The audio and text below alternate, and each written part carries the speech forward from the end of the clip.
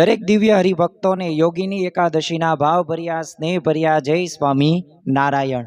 આમ તો સર્વે પાપોનો નાશ કરનારી આ પવિત્ર એકાદશી, તો આજની આ પવિત્ર એકાદશીના દિવસે ખરા ભક્તના શ્રીજી મહારાજે 3 લક્ષણો બતાવ્યા છે।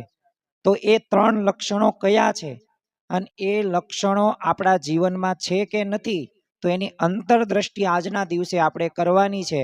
તો ચાલો આ એકાદશી સભાનો સર્વ કોઈ લાભ લઈએ। તો આ એકાદશીની સભાની શરૂઆત આપણે સૌપ્રથમ મંગલાચરણથી કરીએ અને શ્રીજી મહારાજે પાકા સત્સંગીના ખરા ભક્તના એવા 3 લક્ષણો કયા કયા છે તેની આપણે વાત સમજીએ। હે નાથ મુજને મતિ શુદ્ધ દેજો, હૈયે સદા સેવક ભાવ રહેજો। છો શબ્દો મારા પણ આપ આવીને કહેજો, રાજી થઈ અક્ષર ભાવ દેજો, રાજી થઈ અક્ષર ભાવ દેજો। સ્વામિનારાયણ સાક્ષાદ અક્ષર પુરુષોત્તમ, સર્વેભ્યં પરમાં શાંતિમ આનંદમ સુખમર્પયેત। શ્રી સ્વામિનારાયણ ભગવાનની જય, અક્ષર પુરુષોત્તમ મહારાજની જય, ગુણાતીતાનંદ સ્વામી મહારાજની જય, પ્રમુખ સ્વામી મહારાજની જય, પ્રગટ ગુરુ હરિ મહંત સ્વામી મહારાજની જય, સુરત અક્ષરધામ મહોત્સવની જય। દરેક દિવ્ય હરિભક્તોને ભાવથી જય સ્વામી નારાયણ। આજના પ્રવચનનો મુખ્ય વિષય ગઢડા મધ્યનું 61મું વચનામૃત, કે જેનું મથાળું છે કે નિયમ, નિશ્ચય અને પક્ષનું। ખરેખર તો આપણે કોઈ પણ વ્યક્તિને એના લક્ષણોને આધારે આપણે સમજીએ છીએ અને લક્ષણોથી જ વ્યક્તિ ઓળખાય પણ છે, પણ કાચા કે પાકા લક્ષણો એ આપણને ખબર હોવી પડે। તો આજે આ પ્રવચનની અંદર તો આપણે પાકા જે સત્સંગી છે એના 3 લક્ષણો છે, નિયમ, નિશ્ચય અને પક્ષ। તો આ વિશે આજે આપણે સાંભળવાના છીએ, પણ સાચા અર્થની અંદર આપણે અંતરદ્રષ્ટિ પણ આ વચનામૃતનું જ્યારે આપણે શ્રવણ કરીએ અને નિરૂપણ કરીએ તો આપણે સમજવાનું છે। થોડાક અંતરમાં એ આપણા આત્માને પ્રશ્ન પૂછવાના છે કે ખરેખર જે આ નિયમ અને નિશ્ચય અને જે પક્ષની વાતો જે થાય છે, મહારાજે જે કરી છે, તો એ મારા જીવનની અંદર મેં આ લક્ષણો આત્મસાત કર્યા છે।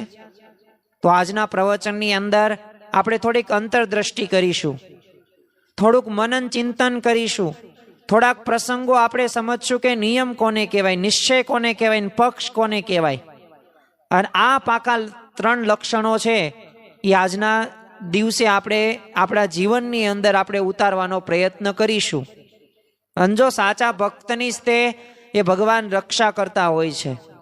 તો સૌ પ્રથમ આપણે ગઢડા મધ્યનું 61મું વચનામૃત નું આપણે શ્રવણ કરીએ અને ત્યારબાદ સમજવાનો પ્રયત્ન કરીએ કે મહારાજ એ પાકા સત્સંગીના લક્ષણો શા માટે જણાવે છે। તો આપણે વચનામૃતનું શ્રવણ કરીશું। સ્વામિનારાયણ હરે સંવત 1881 શ્રાવણવદી 7મને દિવસ સ્વામી શ્રી સહજાનંદજી મહારાજ શ્રી ગઢડા મધ્યે દાદા ખાચરના દરબારમાં આથમણે દ્વાર ઓરડાની ઉગમણી ઓસરીએ ઢોલિયા ઉપર વિરાજમાન હતા અને મસ્તક ઉપર શ્વેત શેલું સોનેરી છેડાનું બાંધ્યું હતું અને એક બીજું શ્વેત શેલું ઓઢ્યું હતું ને શ્વેત ખેસ પહેર્યો હતો અને મોગરાના પુષ્પના હાર પહેર્યો હતો અને પોતાના મુખારવિંદની આગળ પરમહંસ તથા દેશ દેશના હરિભક્તની સભા ભરાઈને બેઠી હતી। જો શ્રીજી મહારાજ ગઢપુરની અંદર દાદા ખાચરના દરબારની અંદર વિરાજમાન છે, જો દાદા ખાચરના જીવનની અંદર પણ આ નિયમ કે નિશ્ચય કે પક્ષ આપણને જોવા મળે છે, એટલે જ તે આપણે કહીએ છીએ ગઢપુર જોતા શ્રીજી સાંભળે। અહીં મહારાજને આપણે યાદ કરીએ છીએ, ગઢપુર સાંભળીએ આપણે જઈએ ત્યારે તરત તે શા માટે? કારણ કે દાદા ખાચર એ પાકા સત્સંગીના લક્ષણો એમને આત્મસાત કરેલા હતા। એક નિયમ, નિશ્ચય અને પક્ષ એમના જીવનની અંદર એ આપણને એમના જીવન પ્રસંગો દ્વારા આપણને ખ્યાલ આવે છે। તો જો હવે મહારાજ તો એ આથમણા દ્વાર ઓરડાની ઉગમણી એ ઓસરીએ ઢોલિયા ઉપર વિરાજમાન હતા અને શ્રીજી મહારાજ કંઈક બોલે છે। પછી શ્રીજી મહારાજ બોલ્યા છે કે જેમાં 3 વાના હોય તે પાકો સત્સંગી કહેવાય.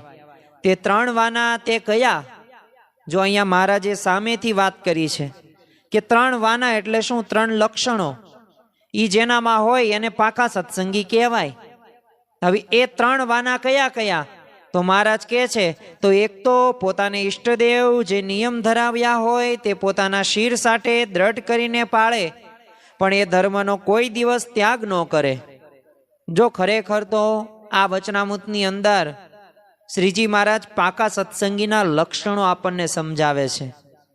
જેમ કોઈક મુસાફર હોય તો એ પોતે મુસાફરી શરૂ કરતા પહેલા જેનો હાથની અંદર રસ્તો આવી જાય તો એ ખોટા રસ્તે જતા અટકી જાય છે, અને સમય, શક્તિ અને સંપત્તિ એનો પણ બચાવ થાય છે.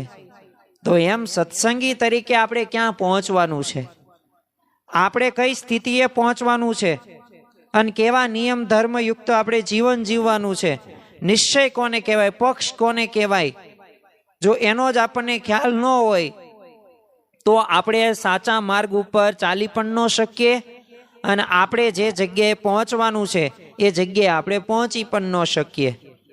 એટલે જો શ્રીજી મહારાજે સામેથી આપણા ઉપર કૃપા દ્રષ્ટિ કરીને તેમને આ 3 લક્ષણો બતાવ્યા. એમાં પ્રથમ જ તે લક્ષણ નિયમની વાત કરવામાં આવેલી છે. કોઈકે કીધું છે ભટકતા નથી એવા નાવિક કદી પણ જે પામી શકે ધ્રુવ તણા ઈશારા. એ ધ્રુવનો તારો એ ઉત્તર દિશાની અંદર અમર પદને પામ્યો, તો જો એને ઈશારો એ ખબર હોય ને તો એ ક્યારેય તે પોતે આમથી આમ ભટકે નહીં. તો ખરેખર આપણા જીવનની અંદર આપણે જો અક્ષરધામ રૂપી કિનારે પહોંચવું હોય તો શ્રીજી મહારાજે જે આપણને લક્ષણો બતાવ્યા છે તો એ લક્ષણો આપણે આત્મસાત કરવાના છે. પ્રથમ જ તેમને વાત કરી નિયમની વાત, પછી બીજો કઈ વાત કરી અને કેવી ભાવથી કરી આપણે હમણે વાત કરીએ. પણ જીવનમાં તમે જુઓ કે દરેક ક્ષેત્રની અંદર એ નિયમની એ જરૂર પડે જ છે. તમે સામાન્ય રીતે કોઈક એપ્લિકેશનનો ઉપયોગ કરતા હોય તો તમે એમ મનમાં ધારો ને કે હું કાંઈ મોબાઈલ નંબર એન્ટર ન કરું અને ઓટીપી હું દઉં જ નહીં કોઈને, તો એ ક્યારેય એપ્લિકેશનનો તમે ઉપયોગ ન કરી શકો. કોઈકને એવું હોય કે મારે ચૂંટણી કાર્ડ કઢાવવું પણ આધાર કાર્ડ દેવું જ નથી, તો એમ ચૂંટણી કાર્ડ ન નીકળે. તો એમ આપણા જીવનની અંદર દરેક ક્ષેત્રની અંદર નિયમની જરૂર પડવાની જ છે. એ પછી અભ્યાસ હોય તો ત્યાં પણ જો નિયમો આવે છે. અરે રમત ગમત હોય જ્યાં રમવાનું જ હોય ને તો ત્યાં પણ આપણને નિયમની આવશ્યકતા જોવા મળે છે. તમે ઓફિસમાં કામ કરતા હોય, નોકરી કરતા હોય કે ધંધે જતા હોય, અરે તમે ધર્મ સ્થાનમાં મંદિરમાં જતા હોય ને તો ત્યાં પણ તમને એ નિયમ એક ત્યાં બતાવવામાં આવશે, ત્યાં સૂચન કરવામાં આવશે, ત્યાં તમને કહેવામાં આવશે. ભારતની અંદર અત્યારે જો IPL મેચ ચાલે છે તો એ બધી ક્રિકેટ મેચમાં એ બધાને ઘણા બધાને રસ હોય, કરોડોની સંખ્યાની અંદર લોકો દરરોજ મેચો જોવે છે. પણ એનું મુખ્ય કારણ શું છે? એમાં નિયમ છે. હવે નિયમ વિનાની મેચમાં તો આપણને કંટાળો જ આવે. દાખલા તરીકે બોલ અડે તો તમારે 100 રન ગણ નાખવાના. અત્યારે IPLની અંદર આપણને ખ્યાલ છે કે ઇમ્પેક્ટ પ્લેયર એક આવે છે. તો ઇમ્પેક્ટ પ્લેયર એટલે શું? એ લઈ શકે. એ પછી બોલર તમે લેવો તો બોલર લઈ શકો અથવા તો બેટ્સમેન. તો હવે એક જગ્યાએ ઇમ્પેક્ટ પ્લેયરની જગ્યાએ 5-5 ઇમ્પેક્ટ પ્લેયર તમે ઉમેરો તો નિયમનો ભંગ કરો તો ગમે નહીં. એ કોઈને ગમે નહીં. આ કાંઈ ગલી ક્રિકેટ થોડી છે ગમે ત્યાં 6-4 હોય અને કંઈ માપ વગર આપણે રમતા હોય. તો ત્યાં બધું નિયમથી હાલે. એ બેટ હોય તો બેટ પણ પેલા અમ્પાયરનું એની પાસે જે હોય એમાંથી પસાર થઈ જવું પડે તો જ એ બેટ ઓકે, નકર અનઓકે. તો જો આવી રીતે ત્યાં ક્રિકેટ મેચોની અંદર પણ એ આપણને ખ્યાલ છે નિયમની વાત કરવામાં આવે છે. નિયમથી જ તે બનેલી છે. અને જો નિયમ ભંગ જે પણ કરે એને આપણને પણ ખ્યાલ છે પેનલ્ટી લાગે છે, લાખો રૂપિયાનો દંડ પણ લાગે છે, અરે જેલમાં પણ જવું પડે છે. તો ગમે તે ક્ષેત્ર હોય, રમત ગમત ક્ષેત્ર હોય કે અભ્યાસ હોય, ધંધો હોય, વ્યવસાય હોય, નોકરી હોય, દરેક ક્ષેત્રની અંદર એ નિયમની ફરજિયાત એ ત્યાં આપણને જોવા મળશે જ. તે ઈસવીસન 1891 છે ને બાસ્કેટબોલની રમતની નિયમાવલીમાં છે ને ફક્ત ખાલી 2 જ પાના હતા. અને તમે અત્યારે બાસ્કેટબોલની એ રમતના તમે નિયમાવલી જોવો, રૂલ્સ જોવો, રેગ્યુલેશન જોવો તો 114 પાના છે. તો જો આયોજકો હોય કે રમતવીરો હોય એ બધાને સમજાઈ ગયું કે રમતને જો વધુ રસપ્રદ બનાવવી હોય તો વધુ નિયમોની જરૂર પડશે. અને જેના જીવનની અંદર એ અતિશય વધુ પ્રકારે નિયમ ધર્મનું પાલન કરતા હોય તો જો એ પણ પોતે આગળ વધી શકે છે. તો ખરેખર નિયમ રહીને એક સમાજને તંદુરસ્તી આપે છે. અને એના વિના ઠેર ઠેર પ્રશ્નો સર્જાવાની શક્યતા છે. 1000 વ્યક્તિનું જમવાનું બનાવ્યું હોય પણ કાંઈ નિયમ જ ન રાખ્યો કે પહેલાં આપણે પુરુષને બેહારીએ કે સ્ત્રીને બેહારીએ. હવે એવો ગમે ત્યારે બેહરાવે અને ગમે ત્યારે આવી જાય અને ગમે તે આવી જાય તો એ તાણ પણ પડે અને વ્યવસ્થાની જગ્યાએ અવ્યવસ્થા પણ સર્જાય. ભારતમાં તમે જો વાહન ડાબી બાજુએ ચલાવવાનો નિયમ છે, પણ કોઈક ટ્રક વાળો હોય અને એ પોતે એમ કે મારી પાસે તો હેવી લાયસન્સ છે ટ્રકનું, હું તો જમણી બાજુ જ ચલાવીશ.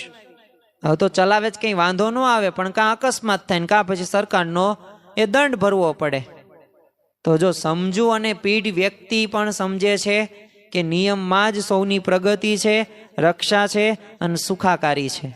ઘરની અંદર પણ સમયસર જમવાનું મળે તો આપણને ગમશે, નકર આપણા મમ્મી ઉપર જ આપણે રાયડું પાડશું.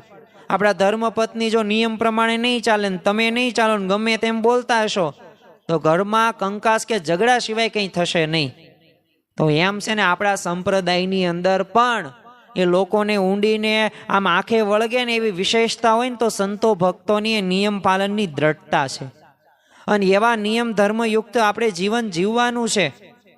કવિવર નાનાલાલ પોતે કહેતા કે આ સંપ્રદાય છે ને એ આચાર સ્વચ્છતાનો છે, અરે સર્વદેશી આંતર બહિર સ્વચ્છતાનો છે. અને ખરેખર આ સંપ્રદાયની ઉજળામણ જ છે ને અનોખી છે.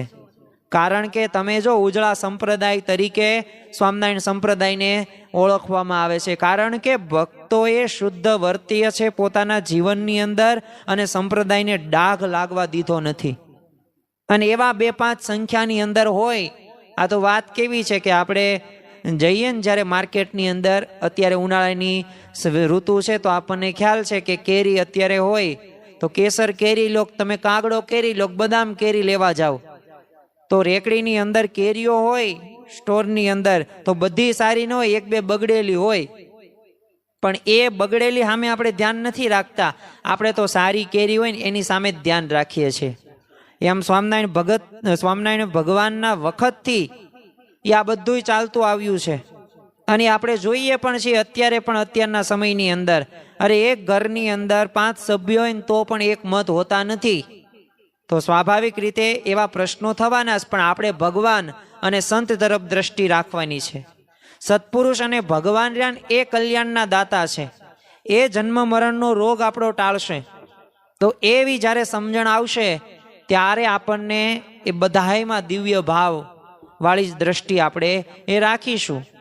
લંગાળાના માંડણ ભગત હતા તો એની સ્ત્રી છે ને ગાડીમાં જતા હતા તો રસ્તામાં એની સ્ત્રી છે ને નીચે ઉતરી ગઈ. રસ્તામાં પડેલું એક છે ને સૂતરનું નાડું હતું એ પોતે લીધું. તો ભગતે પૂછ્યું શું લીધું? તો બાઈએ શું કીધું? કાંઈ નહીં. તો ભગત કે નહીં તે કાંઈક તો લીધું જ છે, બોલ નગર પાટું મારીશ, ઘરમાં નહીં આવવા દઉં. તે બાઈએ કીધું કે નાડું લીધું. તે ભગતે શું કીધું કે જો નાડું તું નાખી દે, જો તું ઘરે નાડું લાવીશ તો તારા હાથનું અન્ન જળ હરામ છે. અને ઓલી સ્ત્રીએ તો નાડું નાખી દીધું. તો જો આ શ્રીજી મહારાજના એ ભક્તોની જીવન શૈલી છે કે પડી વસ્તુ કોઈની હાથે નવ ઝાલે રે રાજ. ગમે તે કરોડો અબજો રૂપિયા ન હોય પણ સ્વામિનારાયણ સંપ્રદાયની અંદર એ જે ભક્તોના જીવન શૈલી સામે આપણે જોઈએ ને ત્યારે પણ આપણને ખ્યાલ આવે કે ખરેખર એ શ્રીજી મહારાજના જે નિયમ ધર્મો છે, મહંત સ્વામી મહારાજે જે સત્સંગ દીક્ષા ગ્રંથની અંદર જે આપણને નિયમ ધર્મની વાત કરી છે એ પાલન કરે છે. થોડાક આપણે બીજા એવા પ્રસંગો જોઈએ. ઓઘડ ખુમાણ, વાત્સુર ખુમાણ અને રામ ખુમાણને છે ને યોગાનંદ સ્વામી થકી સત્સંગનો એ રંગ એમને લાગ્યો હતો. નિયમ ધર્મયુક્ત જીવન ત્રણેય ભાઈઓ છે ને એકવાર કામ પ્રસંગે ભાવનગર દરબારમાં જવાનું થયેલું. તો ભાવનગરના નરેશ વજેશી બાપુ તો હવે એમને દરબારી રસમ મુજબ આ ત્રણેયને દારૂ પીવાનો આગ્રહ કર્યો, અને ત્રણેય માટે તો આમ હવે તો ધર્મ સંકટ જેવું થઈ ગયું, કારણ કે નિયમ ધર્મયુક્ત એમનું જીવન હતું. દારૂ ને માટીન ચોરી અવેરી વટલવું અને વટલાવું નહીં પંચવર્તમાન યુક્ત જીવન આ ત્રણેય ભાઈઓના હતા. જ્યારે એમને સ્વામિનારાયણ ભગવાનના આશ્રિત પોતે થયેલા હતા ત્યાર પછી નિયમ ધર્મ જીવન જીવતા. એક બાજુ બાપુનો હાથ ઠેલીને એમને ખોફ વહોરવાની, તો બીજી બાજુ પાછું નિયમ ધર્મમાં ચૂક પાડીને ભગવાનને કુરાજી કરવાની નોબત ત્રણેયને આવી પડી. પણ એ વખતે શૂરવીરતાથી છતાં નમ્રતાથી ત્રણેય છે ને એ ભાવનગરના નરેશ વજેશીના હાથમાં છે ને તલવાર મૂકીને કીધું કે બાપુ અમે હવે છે ને સ્વામિનારાયણના સત્સંગી થયા છીએ અને વ્યસન અમારામાં એ કરાય નહીં, એટલે હવે તો અમારે વ્યસન ન કરાય, અમને મહારાજ એવી આજ્ઞા કરી છે, પણ છતાંય તમે અમારા મોટેરા ગણાવો. તમને ના પણ પાડી એ કચવાય કેમ? એટલે આ તલવારથી છે ને અમારા માથા વાઢીને પછી તમારા ધડમાં જેટલો દારૂ એ તમારે એ રેડવો એટલો રેડજો, બાકી જે જીભે સ્વામિનારાયણનું નામ રટણ કર્યું છે ને તો એ જીભે દારૂ નહીં મુકાય. વજેશી બાપુ હતા એ પોતે રાજી થઈ જાય છે, અને એટલું જ નહીં આ નિયમ ધર્મ પાળવામાં એ સાચી શૂરવીરતા બદલ એ બધાઈને કહે પણ છે જો આને નિયમ ધર્મની દ્રઢતા કહેવાય. તો જો આવી સમજ શ્રીજી મહારાજના એ ભક્તોમાં આપણને જોવા મળે છે. અને શ્રીજી મહારાજના પ્રતાપે આવી બે ત્રણ વ્યક્તિ નહીં પણ આખા ગામ નિયમ ધર્મની દ્રઢતા વાળા હતા. એક પ્રસંગ આપણે જોઈએ, કચ્છ દેશમાં બારાસર નામનું ગામ આખું સત્સંગી હતું. કોઈ ગાંજો તમાકુ ડુંગળી લસણ ખાય નહીં, અને જો ખાય તો એનું પ્રાયશ્ચિત કરે અને ત્યારે એને નાતમાં બેસવા દે, અને જો કોઈને નિષ્કામી વર્તમાનમાં ફેર પડે તો નાત બહાર કરે. ગામનો આગેવાન એને ભુજમાં લઈ જાય, સાધુ દ્વારા પ્રાયશ્ચિત અપાવે, પછી પ્રાયશ્ચિત થયાનો એક કાગળ હોય ને એ લઈને 24 ગામમાં ફરે ત્યારે એને પાછો નાતમાં લે. તો જો આવા શ્રીજી મહારાજના આવા ભક્તો આખો સમાજ એમને તૈયાર કરી દીધો કે 100 વાતની એક વાત છે નવ કરવો આજ્ઞા લાપ. 100 વાતની એક વાત, ભગવાનને સંતને રાજી કરવા માટે આજ્ઞા પાલન જરૂરી છે. જેટલો પણ આજ્ઞાનો લોપ કરીશું એટલા વધુ દુઃખી થશું. શ્રીજી મહારાજે ડુંગળી લસણ કે હિંગ કે ઈંડા માંસ હોય કે દારૂ હોય કે અફીણ હોય કે અભક્ષ ન ખાવું અથવા ચોરી કે વ્યભિચાર, તો આવા બધા શુદ્ધિના નિયમો તો આપ્યા જ હતા, પણ શુદ્ધિની સાથે સાથે એમણે વૃદ્ધિના નિયમો પણ આપ્યા. તમે જો કોઈ પણ ભક્ત આધ્યાત્મિક માર્ગની અંદર એને આગળ વધવું છે તો એ માટે નિત્ય પૂજા હોય, સંત સમાગમ હોય, શાસ્ત્ર પઠન હોય, અખંડ સુખી રહેવાના 6 વિચારો હોય. તો આ બધાએ પણ નિયમો આપીને એ ભક્તોને સુખિયા કરેલા છે, અને એમનો એક જ તે ઉદ્દેશ હતો, એક જ તે હેતુ હતો કે આ બધાએ ભક્તો લૌકિક માર્ગે પણ આગળ વધે અને આધ્યાત્મિક માર્ગની અંદર પણ પોતે આગળ વધે. આપણે એક દ્રષ્ટાંત જોઈએ, જોબન પગી, તો એ પોતે ચોરોનો સરદાર, કલકત્તા સુધી એનું તીર ચાલતું હતું. અરે અંગ્રેજ સરકારે પણ એ ઠગીને દૂર સુદૂરથી એ ધન લૂંટી લાવતો, પણ જો શ્રીજી મહારાજના યોગમાં એ પોતે આવ્યો ને એનું જીવન પરિવર્તન થયું. શ્રીજી મહારાજનો ભક્ત બન્યો, સત્સંગના જે નિયમો હતા એને ગ્રહણ કર્યા. જોબન પગીને પ્રાતઃ પૂજા કરવાનો આમ પાકો નિયમ એને લીધેલો હતો, અને એ વિના તો અન્ન જળ પણ ન લે. તો એકવાર પ્રસંગ એવો બન્યો, પેટલા જવાનું થયું અચાનક, એટલે રાત્રે ઘરે પૂજા તો હતી એ ભૂલાઈ ગયેલી હતી, અને એને ત્યારે રાત્રે યાદ આવ્યું. તો બીજા દિવસે કાંઈ લીધા વગર બોચાસણ કામે જવાનું થયું, તો ત્યાં ગયા. તે બોચાસણમાં કાશીદાસ નામના ભક્તે ઘણો બધો આગ્રહ કર્યો જમવાનો, પણ છતાં પણ જોબન પગીએ નિયમ ન છોડ્યો. 2 દિવસ તો પસાર થઈ ગયા. 3જો દિવસ આવ્યો, અને 3જા દિવસે બોચાસણથી આનંદ કામમાં અર્થે જવાનું થયું. તો ત્યાં પણ બધા જ્ઞાતિજનોએ આગ્રહ કર્યો, પણ જોબન પગી ન જમ્યો તો ન જ જમ્યો. પછી ત્યાંથી વડતાલ આવીને સ્નાન કરીને પૂજા કરવા બેસે, અને પછી એમના નિયમ પાલનના એ સમાચાર રહ્યા ને એ મળ્યા ડભાણથી શ્રીજી મહારાજ. પછી તો એમને દર્શન દેવા માટે પણ પધારે છે, અને રાજી થઈને ચરણાવીન પણ આપ્યા. પણ કહેવાનું શું છે કે નિયમમાં દ્રઢતા કેટલી.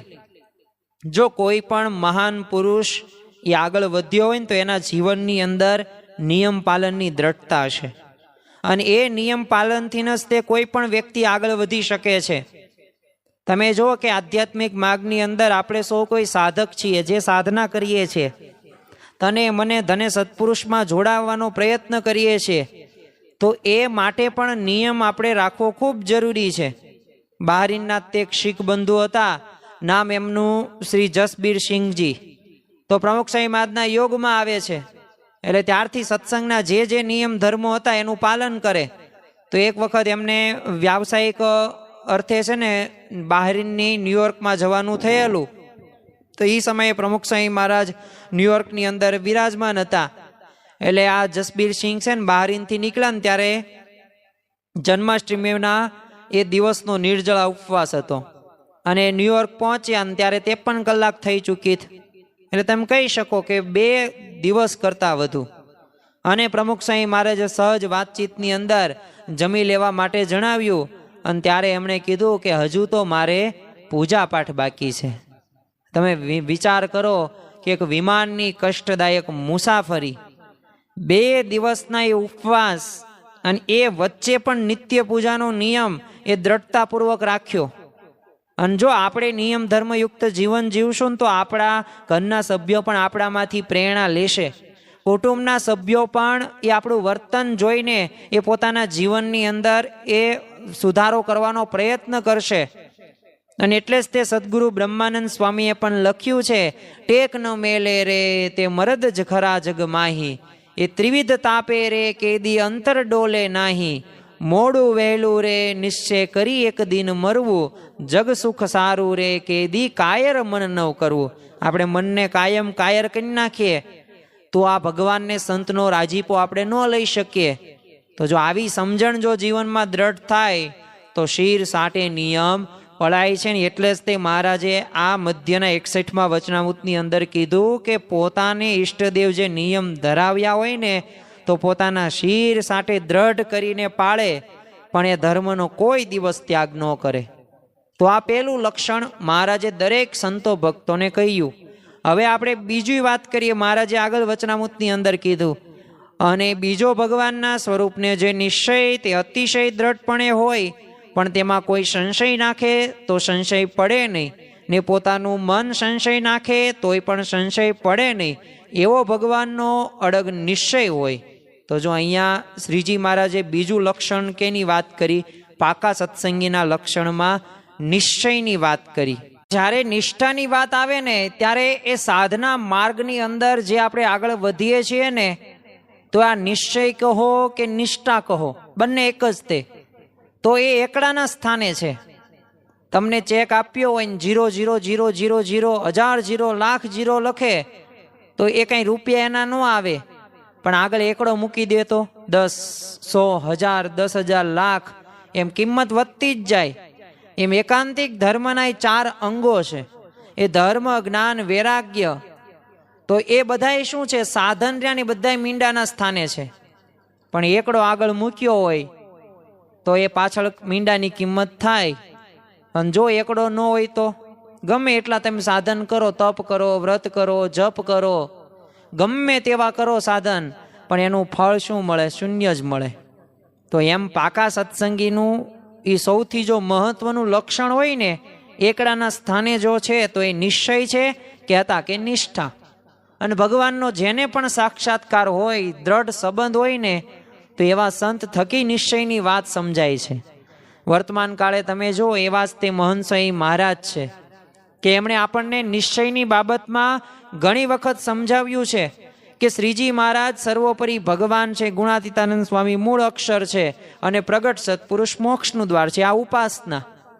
કારણ કે અક્ષરધામમાં જવા માટેની 2 પાંખોની અંદર આ ઉપાસના એટલે નિષ્ઠા, નિશ્ચય જે આપણે મનથી કરવાનો છે, એ સમજવાનું છે. એ મહિમા જો સત્પુરુષના વચને આ વાત જેણે અંતરમાં દ્રઢ કરી હોય ને, તો ગમે એવી વિપરીત પરિસ્થિતિ નો આવે એમાં પણ એ ડગમગાટ થતો નથી. જેમ લીમડો હોય તો લીમડાને તમે એક વખત જાણી લીધો હોય કે આ લીમડો છે, તો પછી કાંઈ શંકા કે કાંઈ સંશય કે પ્રશ્ન થતો નથી. પછી કોઈક લીમડાની જગ્યાએ કોઈક બીજું વૃક્ષ તમને બતાવવામાં આવે તો તમે લીમડો ન કહો. અરે તમને કરોડો રૂપિયા આપે તો લીમડો જ રહે, કાંઈ બદલાઈ ન જાય.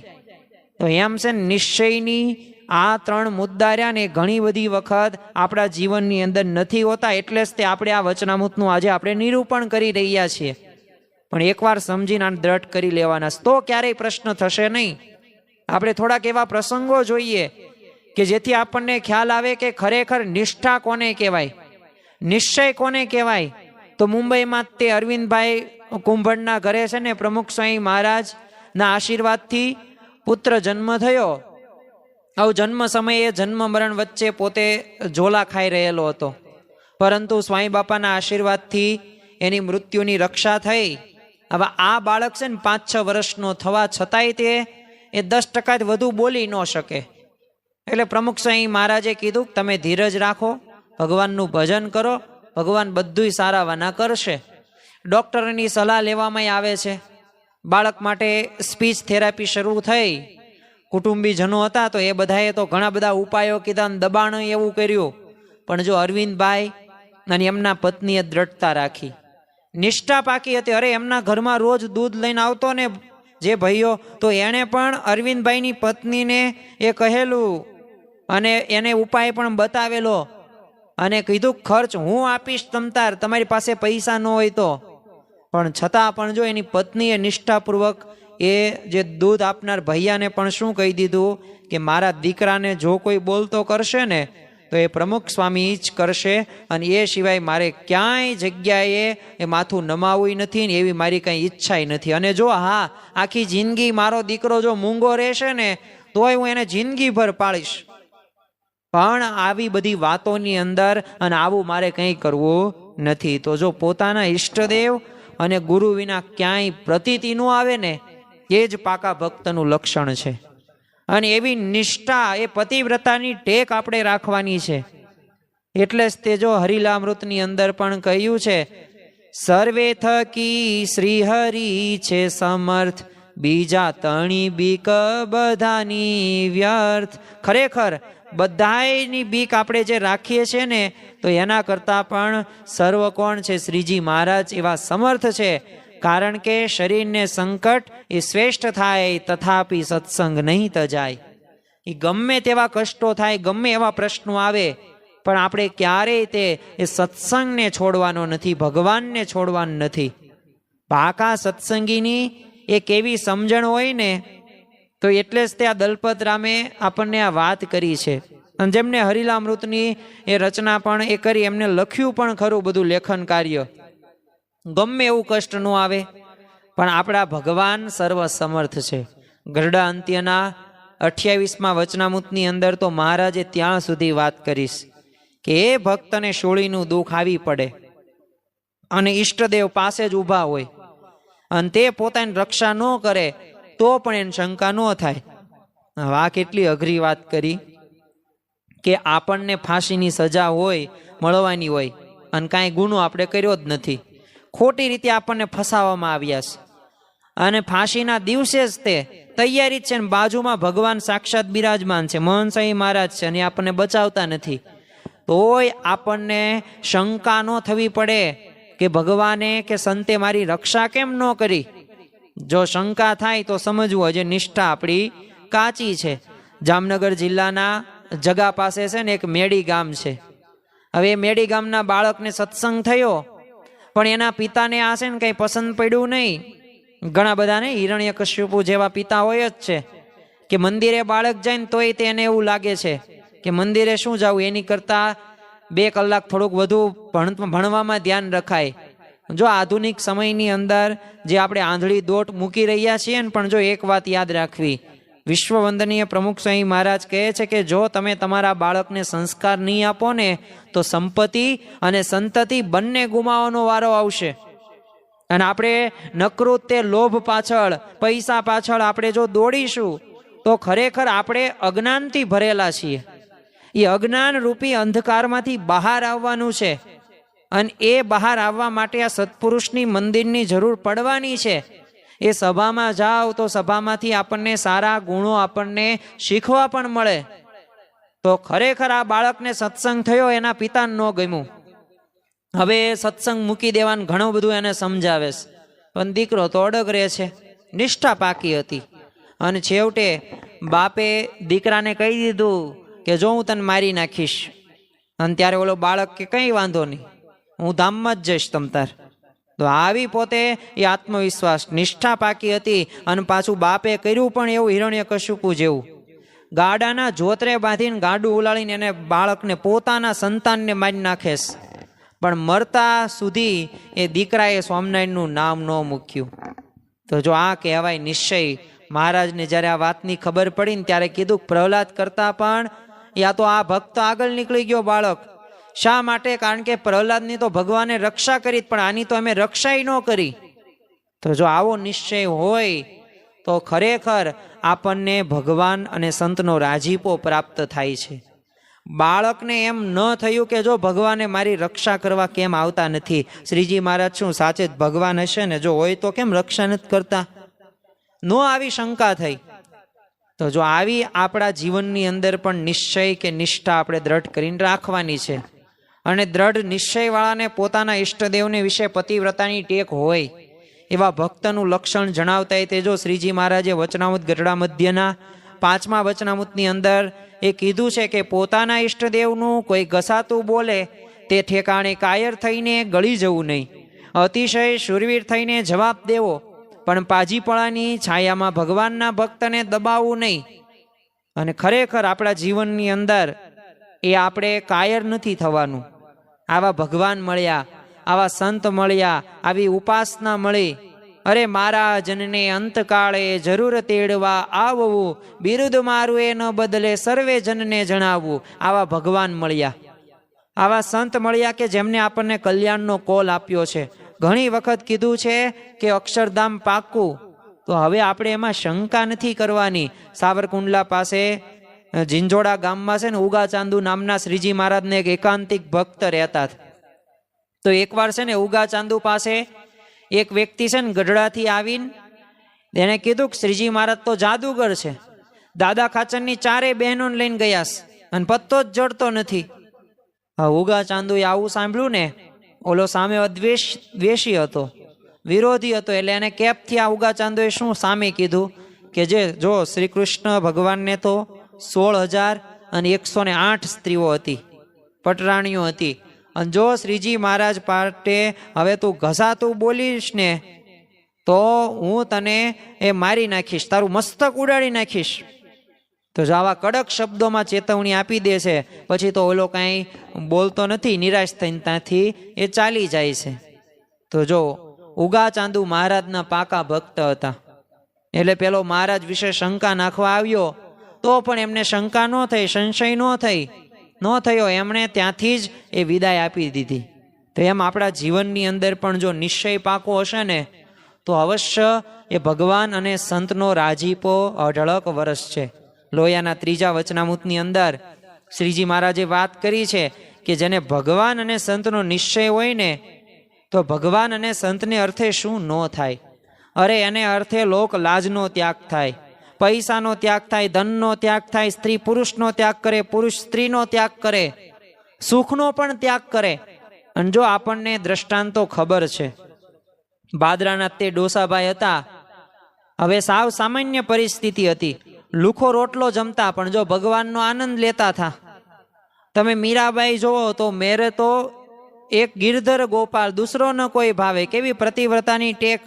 રાણાજીએ ઝેરનો પ્યાલો આપ્યો પણ છતાં પણ જો પી ગયા પ્રસાદી જાણીને, પણ કંઈ એમને થયું નહીં. તો જો લોક લાજનો, અરે એ જમકુબા તમે જો મેવાડના, તો એમને પણ પતિનો ત્યાગ કર્યો, લોક લાજનો ત્યાગ કર્યો. ઉદયપુરના તમે રાણીઓ તમે જો, તુકારામ તમે જો, નરસિંહ મહેતા જોવો. તો આ બધા ભક્તોના જીવનની અંદર આપણને ખ્યાલ આવે છે. અરે અગતરાયના પર્વતભાઈ તમે જુઓ, કેટલા બધા વર્ષો સુધી દાદા ખાચરની નું એ ખેતરની અંદર એમને ખેડ કરી છે, હળ આંક્યું છે, નાનામાં નાની સેવા કરી છે. અરે શાસ્ત્રીજી મહારાજના સમયમાં પણ આશાભાઈ, ઈશ્વરભાઈ તમે જો, મોતીભાઈ જો, કેટલું એમને સહન કરવું પડતું હતું. અરે લોકો તો એમને કહેતા કે આ શાસ્ત્રીજી મહારાજ ભીખ માગી ખાશે અને તમે તો આ પટેલના છોકરાને ભીખ નહીં મગાય, એટલે એમને પડતા મૂકો. પણ જો આશાભાઈ, ઈશ્વરભાઈ, મોતીભાઈ શૂરવીર ભક્ત હતા, નિષ્ઠાવાન ભક્ત હતા એટલે જવાબ સામે દેતા કે જે થવાનું એ થાય, અમારું કુટુંબ રહ્યું ને એમના માટે જ ન્યોછાવર છે. અને એ ભક્તોના માથે આમ વાળ જેટલું આમ કહેવાય ને દેવું હતું, પણ એટલામના મોઢા ઉપર દુઃખની એક લકીર પણ જોવા નહોતી મળતી. કારણ શું હતું? એમને અડગ નિશ્ચય હતો, એવો અચળ નિશ્ચય કે ક્યારેય તે એમાંથી નિષ્ઠામાં ફેર ન થાય. તો આમ જેને પણ પોતાનું રૂડું કરવું હોય તો એને ભગવાનનો નિશ્ચય અતિ દ્રઢ કરવો જરૂરી જ છે. તો હવે આપણે આપણા અંતરાત્માને પૂછવાનું છે, આપણે હવે થોડીક અંતરદ્રષ્ટિ કરવાની છે કે આવો નિશ્ચય આપણા જીવનની અંદર આપણે રાખ્યો. કોઈ કુસંગીના શબ્દો આપણે સાંભળીને એ આપણા ધર્મમાંથી આપણે થોડાક પણ નીચા આવી ગયા કે આપણા નિયમ ધર્મની દ્રઢતામાં ફેર પડી ગયો. તો જો પાકું લક્ષણ આપણું બીજું પાકું નથી કે જે નિશ્ચય નિષ્ઠા તો આજે કાચી છે. એટલે નિષ્ઠા તો એકડાના સ્થાને છે, બરાબર રીતે ઉપાસના અને આજ્ઞા બરાબર રીતે પાલન કરવી જોઈએ. શ્રીજી મહારાજે આ વચનામૃતની અંદર આગળ વાત કરી અને ત્રીજા લક્ષણ સંબંધિત પણ વાત કરે છે કે અને ત્રીજો પોતાના ઈષ્ટદેવને ભજતા હોય એવા જે સત્સંગી વૈષ્ણવ તેનો પક્ષ રાખવો. ને જેમ મા બાપ દીકરા દીકરી તેનો પક્ષ રાખે અને જેમ પુત્ર હોય તે પોતાના પિતાનો પક્ષ રાખે છે અને જેમ સ્ત્રી હોય તે પોતાના પતિનો પક્ષ રાખે છે, તેમ ભગવાનના ભક્તનો પક્ષ રાખવો. એ ત્રણ વાના જેમાં પરિપૂર્ણ હોય તે પાકો સત્સંગી કહેવાય. ઇતિ વચનામૃતમ. એવી રીતે ગરડા મધ્યનું 61મું વચનામૃત થયું. અહીંયા મહારાજે ત્રીજું લક્ષણ જે સમજાવ્યું છે ને, ત્રીજું વાનું, એમાં દ્રષ્ટાંતો આપ્યા છે. પ્રથમ તો એમને દ્રષ્ટાંત શું આપ્યું કે સત્સંગી વૈષ્ણવ એનો પક્ષ રાખવાનો દરેક ભક્તે, એટલે પક્ષની વાત. પછી મહારાજ લૌકિક દ્રષ્ટાંત શું આપે? દીકરા દીકરીનું, પુત્ર અને પિતાનું, અને સ્ત્રી અને પતિનું. શા માટે? તમે જોયું હશે કે આપણે જ્યારે નાના હતા ને ત્યારે તોફાન ઘણી બધી વખત કરતા હતા. તો આપણો જ વાંક હોય, પણ આપણી માતા કોના પક્ષમાં હોય? આપણા જ પક્ષમાં હોય. ખબર જ છે કે આપણો જ વાંક છે. અને સામેવાળા એ વ્યક્તિ હોય તો એની સાથે ઝઘડશે, બાંધશે. તો શા માટે? કારણ કે આપણો પક્ષ કેમ લીધો? બસ એ પક્ષ કેમ લીધો? એ તમે એમના સંતાન છો, તમે એમના પુત્ર છો, એ તમારી માં છે. તો જો એ તમારો પક્ષ રાખે, તમે ગમે તેવા હોય, અવડાને ડાટા કાઢે એવા હોય ને અમુક, તો એ માતા પિતાને એના દીકરા વાલા જ હોય. તો જો આ એક માતા પિતાનો પ્રેમ છે, એક સમર્પણ છે. કેવું આમ પાકો પક્ષ કહી શકાય ને. વાંક ખબર જ છે આપણો જ છે, આપણા લીધે જ ઝઘડો થયો, નુકસાન સામેવાળાનું થયું, આપણું નથી થયું. છતાં પણ તમારી માતા કે પિતા કે ભાઈ કે બહેન એ કોના પક્ષની અંદર લડશે? તમારા પક્ષમાં જ લડશે. તો એટલે શ્રીજી મહારાજે આ દ્રષ્ટાંત આપવા પડ્યા. જેવો પક્ષ ન્યા રાખો છો ને એવો પક્ષ ને ભગવાનના ભક્તનો રાખવો. અને આ ત્રણેય વાના જેનામાં પરિપૂર્ણ હશે, 100% જોવા મળતા હશે ને, એને પાકો સત્સંગી કહેવાય, એને ખરો સત્સંગી કહેવાય. પક્ષ એટલે શું? તો પક્ષ એટલે કે એક મત કે એક રુચિ કે પરસ્પરનો જે મન મેળ છે ને એને પક્ષ કહેવાય. બાકી તમે માતા પિતાના એ પક્ષની અંદર હોય અને એમનું વાંકું બોલો તો એને કાંઈ પક્ષ ન કયો કહેવાય. તો પરસ્પર એકબીજાને છે ને સહાયરૂપ થવાની એ ભાવના, જેને પક્ષ તરીકે ઓળખવામાં આવે છે. આમ તો પાકા સત્સંગીને હંમેશા એ ભગવાન અને એમના સંતો ભક્તોનો પક્ષ રહે જ છે. અને તે પક્ષ રાખતા થકા આબરૂ વધે કે ઘટે, એ માન થાય કે અપમાન થાય, એ દેહ જીવે કે મરે, પણ કોઈ રીતે ભગવાન કે ભગવાનના ભક્તનો પક્ષ મૂકે જ નહીં. અંત્યનું તમે 7મું વચનામૃત જોઈ લો, એની અંદર મહારાજે સ્પષ્ટ કહી દીધું. કારણ કે અઘરી બાબત છે. કોઈને જો દુઃખ નથી ગમતું, કોઈને વિરોધ નથી ગમતો, કોઈક આડું આપણા માટે કે નથી આપણે સહન કરી શકતા, પણ જો આપણે ભગવાનના ભક્તના એ જ્યારે જરૂર પડે ને ત્યારે એવો પક્ષ રાખવાનો છે. આપણે એવા થોડાક પ્રસંગો જોઈએ કે ખરેખર પક્ષ કોને કહેવાય. અને પક્ષ રાખવાથી આ ભગવાન અને મોટા પુરુષ કેટલા રાજી થાય છે. આમ તો અગણિત દુષ્કાળ જે આપણે ઘણી વખત એ પ્રસંગ પણ સાંભળેલો હશે, તો સંવત 1869 એ દુષ્કાળ હતો. અને એની અંદર એ મેથાણના પૂજાભાઈ અને કાકાભાઈ, હવે શ્રીજી મહારાજના કહેવાથી છે ને અનાજ લેવા માટે રામદાસ સ્વામી પાસે જેતલપુર જાય છે. હવે રામદાસ સ્વામીએ હરિભક્તોને આજ્ઞા કરી કે જો મહારાજની મરજી છે એટલે આમને મદદ કરો તમે. તો બધા હરિભક્તો એક એક મણ અનાજ લાવ્યા. હવે પૂજાભાઈ ને કાકાભાઈ તો અનાજના પૈસા ચૂકવવા ગયા. તો એક હરિભક્તે શું કીધું કે તમે શું મહારાજની આજ્ઞાથી આવ્યા છે એટલે નાણાં તો લેવાય નહીં, અને તમે ભક્ત છો માટે તમને મદદ ન કરીએ તો અમારું ભક્ત પણ લાજે, એટલે પૈસા તમે રહેવા દો, તમે તાર અનાજ લઈ જાઓ. ત્યારે પૂજાભાઈની એ ભીની આંખે પોતે કહેવા લાગ્યા કે જુનાગઢ સુધી ફર્યો, સોનું દેતા પણ અનાજ ન મળે, અને એ તમે અમને એમને એમ આપ્યું છે. તો જો હરિભક્તો પ્રત્યેની આવી હમદર્દી એટલે જ પક્ષ. આપણા સત્સંગી બંધુઓ એ સારી રીતે પોતે આધ્યાત્મિક માર્ગની અંદર આગળ વધે, એ પોતે લૌકિક માર્ગની અંદર પણ થાય એટલી આપણે મદદ કરીએ. તો આ ભાવના છે ને એને પક્ષ કહેવાય. ધારીના સત્સંગી શેઠ રાઘવજીએ ભાગીદારીમાં છે ને ગામની માંડવી રાખેલી. માંડવી એટલે મગફળી. તો વર્ષમાં 1000 રૂપિયાની ખોટ ગઈ. હવે એ સમયની અંદર 1000ની ખોટ.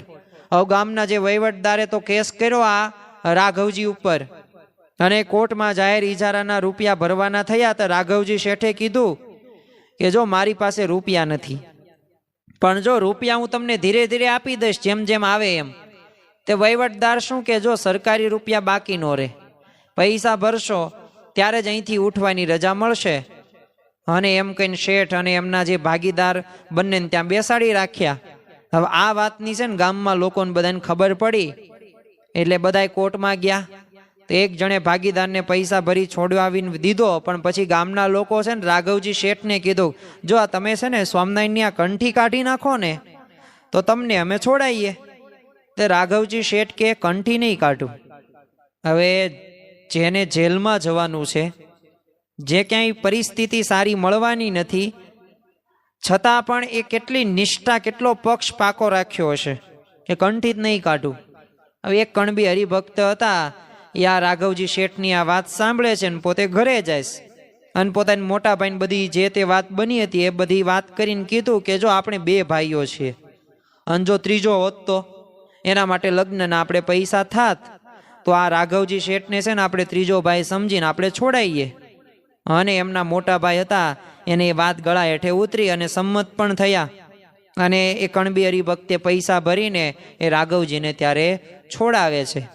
હવે થોડા માસ પછી એ કણબી હરિભક્ત પોતે ગઢડા આવ્યા, અને ત્યારે મહારાજ ઢોલિયેથી ઉતરીને એમને ભેટે છે ને હાર પહેરાવે છે, અને શું કહે છે કે ધારીમાં આ હરિજ અને રાઘવજી શેઠનો પક્ષ રાખ્યો માટે પાકા સત્સંગી છે. તો જો આમ સત્સંગીને આપતકાળ આવ્યો હોય તો ત્યારે ખરે ટાણે જો પક્ષ રાખે તો એનો ખરો સત્સંગી એ કહેવાય. અને આ લક્ષણ આપણે આત્મસાત કરવાનું. જો જીવનની અંદર ઘણી બધી વખત આવી પરિસ્થિતિ બનવાની જ છે. જો વ્યવહાર છે, આ સંસાર છે, આ સંસારમાં આપણે રહ્યા છીએ તો આપણે આ પરિસ્થિતિ આપણા જીવનમાં આવવાની જ છે. ઘણી બધી વખત એવા ભક્તોના જીવનની અંદર પ્રશ્નો હશે, તો જો આપણે ત્યારે સગવડતા હોય તો આપણે એ અમુક વખત બોલીને, અમુક વાર આર્થિક રીતે પણ મદદ આપણે કરી શકીએ સંતો અને સ્થાનિક કાર્યકરોની, એમની આપણે મંજૂરી લઈને. તો જો આ પક્ષ એને રાખ્યો કહેવાય. દેહને સુખ થાવ કે દુઃખ થાવ, અથવા કે દેહ જીવો કે મરો, આવી ઉત્કૃષ્ટ ભાવનાથી ભગવાનના ભક્તનો આપણે પક્ષ રાખવાની દ્રઢતા હોય ને તો ખરેખર એ આપણી જે પરાકાષ્ઠા રહીને એ પરાકાષ્ઠા જોઈને એ રાજીપો વરસે જ છે. આપણે એક બીજો પ્રસંગ જોઈએ. ફેબ્રુઆરી 2004માં પ્રમુખ સાંઈ મહારાજ છે ને ગાંધીનગર પધાર્યા. તો ભોજન દરમિયાન શ્રી નાગરભાઈનો પરિચય આપતા એક કાર્યકરે કીધું કે રાયસણ ગામમાં છે ને આઈમેક્સ શૂટિંગ માટે સિંહ લાવ્યા હતા. હવે રાયસણ ગામના લોકોએ સિંહ જોવા માટે આવેલા, પણ આપણા કાર્યકર્તા દશરથભાઈએ બધી વ્યવસ્થા ખાતર એમને ના પાડેલી. તો ત્યારે ગામના લોકોને ગમ્યું નહોતું, અને ગામના લોકોએ દશરથભાઈને કીધું ગામમાં આવજે, તારા ટાંગા ભાંગી નાખીશ. હવે આવી ધમકી મળે તો કોઈ ગામમાં જાય? ન જાય. પાછા એવા ટોનમાં કીધું હોય એટલે આપણે તો ભયભીત થઈ જઈએ. તો થોડા સમય પછી ગાંધીનગરના કાર્યકરો આ ગણપતસિંહ અને અશ્વિનભાઈ રાયસણ ગામે સત્સંગ કરાવવા માટે ગયા. તે ગામના લોકોએ કીધું દશરથભાઈને કેમ ન લાવ્યા? તે એમણે પૂછ્યું કેમ, એમનું શું કામ છે? તો ગામના લોકો કે દશરથભાઈના અમાર ટાંગા ભાંગવાસ. તે આ કાર્યકર્તાઓ કે કેમ એમ? ત્યારે આ બધા ગામના લોકો કે અમને છે ને સિંહ જોવા નહોતો દીધો ત્યારે, અને ગામના 15-20 ચુવાનિયા ભેગા થઈ ગયા. હવે અશ્વિનભાઈ તો કંઈક સમજાવવા ગયા ને એટલે એમને કહી દીધું, જો તમે અમને કંઈ સમજાવતા નહીં, નહીતર છે ને તમારા ટાંગા ભાંગી નાખશું. હવે આ બધી વાતો છે ને ચાલતી હતી. અને ત્યાં જ તે રાયસણના મંડળ સંચાલક શ્રી નાગરભાઈ પોતે છે ને લાકડી લઈને પોતાના ઘરના મેળેથી નીચે ઉતરે છે અને હાકોટો પાડે છે કે કોણ કોના ટાંગા ભાંગવાની વાત કરે છે, આવી જાઓ હાલો, એના ટાંગા હું ભાંગી નાખું, ગામમાં તો સત્સંગ થશે જ તે. અને પોતે એવી લાકડી વીંજવા લાગ્યા તો ઓલા બધા 15-20 ચુવાનિયાઓ હતા ને એ ડરી ગયા અને એ કહેવા લાગ્યા કે એ તો અમે છે ને ગમ્મત કરતા હતા. અને બધાય વેર વિખેર થઈ ગયા. તો જો આ નાગરભાઈની એ શૂરવીરતા રાખીને કાર્યકરોએ પક્ષ રાખ્યો. ત્યારે કોઈક બોલ્યું, ગામ લોકોને શૂટિંગ સ્થળે તો સિંહ જોવા ન મળ્યો, પણ ગામમાં જ સિંહ જોવા મળી ગયો. અને આ સાંભળીને પ્રમુખ સ્વામી મહારાજે મસ્તક ડોલાવીને પાછું સમર્થન પણ આપ્યું અને નાગરભાઈની આવી જે પક્ષની ભાવના બદલ પણ એમને ખૂબ આશીર્વાદ આપે છે. તો જો વર્તમાન કાળે પણ આવા પ્રસંગો આપણને ઓછા બને છે, પણ યોગીજી મહારાજ તો કહેતા કે સંપ સુહદ ભાવની એકતા રાખીએ તે પક્ષ રાખવા તુલ્ય છે. સંપ ત્યાં જંપ, જાજા હાથ રળિયામણા. આપણે આવા સુવિચારો તો સાંભળીએ છીએ, પણ આપણા જીવનની અંદર આ સુવિચારોને આપણે આત્મસાત પણ કરવાના છે. જો એકતામાં શક્તિ છે. તમે જો 562 દેશી રજવાડા સરદાર વલ્લભભાઈ પટેલે એક કર્યા તો એના જ લીધે અખંડ ભારતના શિલ્પી તરીકે, લોખંડી પુરુષ તરીકે 2500 થી 3000 કરોડના ખર્ચે નર્મદામાં સાધુ બેટ ઉપર 182 મીટર ઊંચી એમની પ્રતિમા એ મૂકવામાં આવી. શા માટે? કારણ કે એવા મનોબળવાળા હતા, એવા એકતાવાળા હતા. તો જો આપણા જીવનમાં પણ આવી એકતા આપણે રાખવાની છે. તો જો નિયમ, નિશ્ચય અને પક્ષ, આ 3 વાના જેનામાં હોય તો એ શ્રીજી મહારાજના મતે એને પાકો સત્સંગી કહેવાય. અને એને જ સત્સંગનું એ જેવું છે ને એવું સુખ આવે. કાચી વસ્તુ ક્યારેય સુખદાયી નીવડે નહીં. કાચી કેરી તમને દઉં, ખટાશ લાગે, પણ એનું જે ઓરિજિનલ જે ગળપણ ને જે સ્વાદ છે તો એ કેસર કેરીનો સ્વાદ આવે, ભડદામાં ન આવે. એના તો અથાણા જ થાય. એને તો 1-2 ચીર ખાઈને પૂરું કરવાનું હોય, આખી કેરી ન ખાઈ શકીએ. પણ તમને કેસર કેરી લાવું પાકી ગયેલી અને તમે 5-7 તમને કિલો કેરી દઉં તો કિલો કેરી તમે ખાઈ જાઓ. તો એમ છે ને, કાચી વસ્તુની ક્યારેય કિંમત નથી હોતી. કાચા માટલામાં પાણી ઠંડુ ન થાય, એ તો છે ને ફસકી જાય. કાચું ફળ ખાવાથી ગળે છે ને ડચુકો જ આવે, અને એ ડચુરો એવો ચડે ને કે બીજું પાણી આપણે પીવું પડે. અમુક વાર ઉલટી થઈ જાય. તમે ઈંટોના મકાન હોય, કાચી ઈંટોનું મકાન, તો એ સલામતી તમારું મકાન કહી શકાય? ન કહી શકાય, કાચું મકાન કહેવાય, ગમે ત્યારે પડી જાય. તો એમ આપણે કાચા સત્સંગી હોઈએ તો સત્સંગનું કાંઈ સુખ ન આવે, અને સત્સંગ ક્યારેય ફસકી જાય, ખબર પણ ન પડે. તો એના માટે આપણે પાકા સત્સંગી થવાનું છે. આપણને ઘણા બધા એવા દ્રષ્ટાંતો આપણને જોવા મળશે કે એક માન નો સચવાણું અને સત્સંગમાંથી વહી ગયા, એક પાસ નો મળ્યો, ઉતારો ન મળી. જો આ બધી વ્યવસ્થા છે, આ વ્યવસ્થા આપણે જોવાની નથી, પણ આપણે તો ભગવાન અને સંત સમક્ષ આપણે નજર કરીને જોવાનું છે. એમના જેવા ગુણો આપણે દ્રઢ કરવાના છે, એના માટે આ પાકા સત્સંગી આપણે બનવાનું છે. જો પાકા સત્સંગી બનીશું તો અવશ્ય આપણા જીવનની અંદર સુખ સુખ અને સુખ જ આવશે. અને એવા ભક્તો ઉપર જ ભગવાન પ્રસન્ન થાય છે કે જે ભક્તો નિયમ, નિશ્ચય અને પક્ષ રાખે છે. નિયમ ધર્મ તમારા જીવનની અંદર ન હોય તો ભગવાનને કંઈ ગમતું નથી.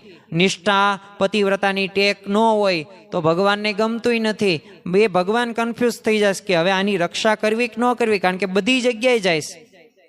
અને પક્ષની વાત એટલે કે આપણા ભક્તમાં, સંતોમાં, શાસ્ત્રોમાં, તો એમાં જો આપણે પક્ષ રાખતા હોય તો એ આપણે ભગવાનને, સંતનો પક્ષ રાખીને એ આપણે પ્રસન્ન કરી શકીએ છીએ. તો આજના દિવસે આપણે મહારાજ સ્વામીના ચરણોમાં પ્રાર્થના કરીએ કે અમારે સૌ કોઈને પાકા સત્સંગી તો બનવું જ છે. અને એ પાકા સત્સંગીના જે 3 વાના તમે કીધું, નિયમ, નિશ્ચય અને પક્ષ, તો એ નિયમ, નિશ્ચય અને પક્ષ અમારા જીવનની અંદર અમે આત્મસાત કરી શકીએ. એ જે નિષ્ઠા, એ જે પતિવ્રતાની ટેક, જે તમે એકડાના સ્થાને કહો છો ને, તો એ અમારે નિશ્ચય પાકો કરવો છે. અરે દરેક પ્રકારના નિયમ ધર્મયુક્ત અમે જીવન જીવી શકીએ. સત્સંગ દીક્ષાના 315 શ્લોક પ્રમાણે અમારું જીવન બને અને અમે ભગવાનના ભક્તનો, ભગવાનનો, સત્પુરુષનો, સંતોનો, હરિભક્તોનો એ પક્ષ રાખવાની અમને બળ, બુદ્ધિ અને શક્તિ આપજો. કારણ કે અમારે ફસકી જવું નથી, અમારે કાચી ઈંટોના મકાનમાં રહેવું નથી, અમારે પાકા સત્સંગી થવું છે. અને તમારો અત્યંત અતિશય એ રાજીપો અમારે પ્રાપ્ત કરવો છે.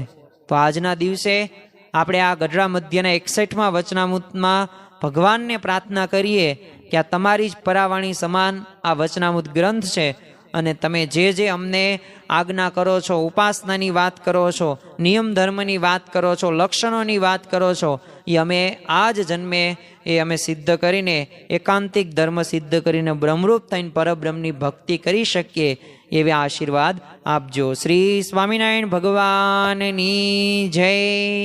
આવા જ આધ્યાત્મિક પ્રવચનો સાંભળવા માટે અમારી ચેનલને લાઈક કરો, શેર કરો અને સબસ્ક્રાઈબ કરવાનું ભૂલતા નહીં.